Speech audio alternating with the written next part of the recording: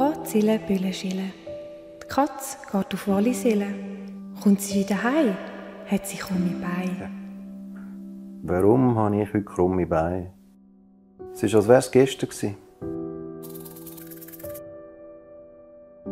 Ich habe an dem Dienstag, wie jeden Morgen nach dem Aufstehen, angefangen anzählen und Böllen schellen. Wie das Katzen halt so machen. Ja, und dann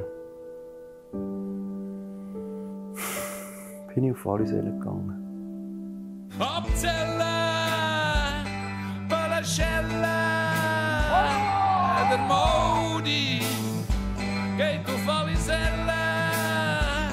Was soll ich noch in Walliselle? Ja, und dann bin ich eben im Walliselle aufs Bergli. Dort innen am Bergli, dort steht der weisse Geiss. Die Katze hat sie melken, da schlägt sie ihre Eis. Hola duli duli duli, hola duli duli duli du.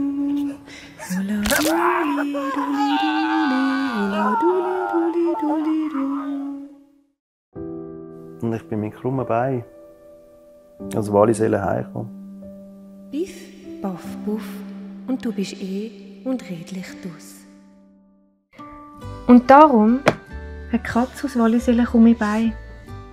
Mama, what the fuck? Hola duli, dula duli, hola duli duli duli du.